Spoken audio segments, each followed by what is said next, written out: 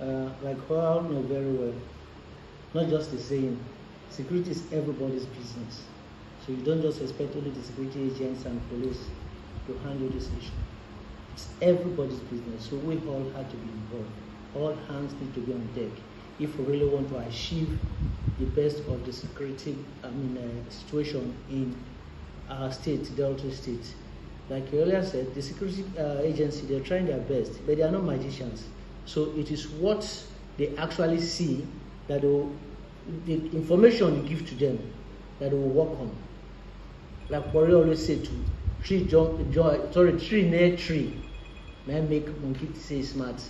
So what I would like to turn out, we need to help the security agents to help us. But be that as it may, we all know that it has reduced. It has reduced, but not to the barest minimum. And don't forget, a lot of speculation and hearsay always trigger some kind of tension that is not necessary. Somebody will say, I hear say they kidnapped this person. I hear say they robbed for this place. That is not to say it is true, because most of these rumors are not verified. So we have to be very careful on how we spread rumors. The so-called Abuja you talk about and what happened, we know what is happening there. You see, there's no peace like that. The so-called Lagos you talk about, there's no peace like that. There are a lot of kidnap, crime, and what have been going on in those states, but nobody even talk about it. So I think I want to. Okay. Yes. Things like that. There's always area where we call flashpoints, where you need to be very focused and be attentive about. In the time past, 1 or 2 issues happen along that airport road of a truth. But those people, I think they've been apprehended and being prosecuted as we speak. In time past, they were talking about NRA Junction, they talk about Jakpa Junction, they talk about Efuru Roundabout. So it's not only airport road, or it wasn't only airport road that they had those issues. Even if you go into inside Warri, they still have issues like that. But it's like when they find out that, look, this area, this is so, and of course, the security agents, not just the police alone, both the state security, DSS and what have you, they did a lot. They manned a lot of, not just checkpoint, the combined squad, they did a lot on the airport road houses. And as we speak, I don't think there have been any incident or any issue concerning that airport road kidnapping as they were talking about. It's no longer there like that. Okay, just before I will let my colleagues to comment. Now, you are a security consultant and of course an expert. We have a new governor in Delta State. If you are asked to prepare and present a security template for the new governor of Delta State, what would the summary be like? It will be wow. I say wow because like the agenda more is going to do more than what the previous predecessor did. So when we say more, that is to say they're going to do more of the security situation that has been on ground. And I so trust him and I believe in him because in the past we've done some things together when he was the SA on security. So he actually has an idea and no, it's not new. If you know it's succeeded, you know more of security. So handling security issues, honestly, is not a problem to him at all. It's not a problem. I know he has an idea, not just idea, he knows what to do when it comes to security. Because it's not just to know that they're actually working in collaboration, in synergy to achieve this thing. That's why when I've been talking, I talk about the security agencies. I did not mention police alone. Security agencies involve anti-court, the NCDC, the DSS, just vigilante and what have you.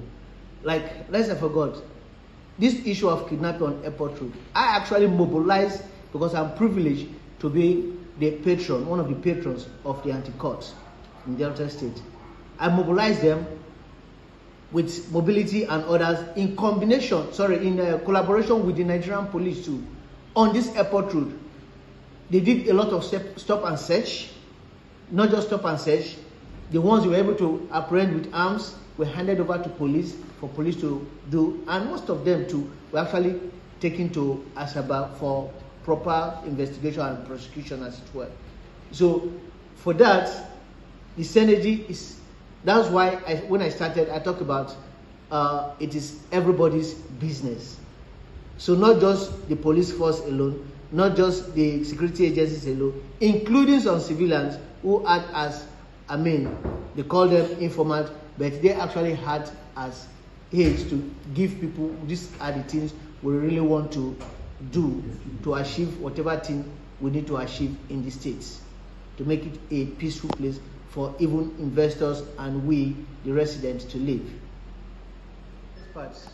It will interest you to know that when issues like this happen, there are some things I cannot actually say on here concerning my contribution, but when it happens, people call me all over the country, even outside the country. Oh, but what are you doing? This is your state, and what are your inputs? Because this thing cannot happen. If you don't handle it, we can't come. But of course, I cannot come out openly to say these are the things I am doing. But to the glory of God, I've been underground doing a lot of things to see how we can, and nobody will talk about Delta State, particularly worried that the place is not secure, and I will keep quiet. I will tell the person, come and join us when we are going on patrol. Come and join us when we are doing some of the jobs so that you see what we're doing. You won't just sit out there and start, because you just want to spoil the place. Worry is not good. Delta State is not good. It's not secure. No. As a security expert, I have tried and I'm still trying. I'm not going to relent to say I can engage the boys meaningfully so that they will stay off. That is one of my focal points when it comes to my NGO aspect. I did that so I can actually bring out most of these boys from the street and become meaningful to the society and their family. I talk about foundation.